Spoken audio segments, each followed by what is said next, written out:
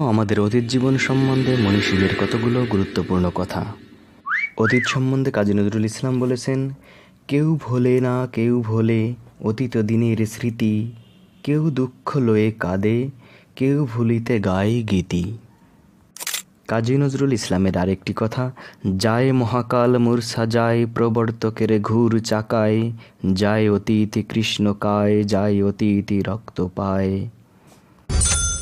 অতীত সম্বন্ধে রবীন্দ্রনাথ ঠাকুর বলেছেন, হে অতীত তুমি ভুবনে ভুবনে কাজ করে যাও গোপনে গোপনে, মুখর দিনের চপলতা মাঝে স্থির হয়ে তুমি রও, হে অতীত তুমি গোপনে হৃদয়ে কথা কও কথা কও।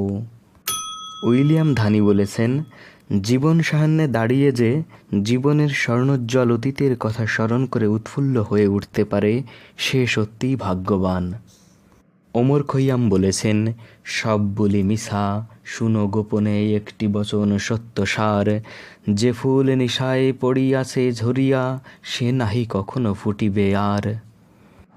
আজিজুল হাকিম বলেছেন, পিছনে অন্ধকার আবরণ তলে নির্লিপ্ত নির্বাক তুমি বসিয়া বিরলে, কত ফুল ঝরে গেল রাজা ভাঙ্গা গড়া, কত হলো তব বক্ষে হে অতীতে মরা।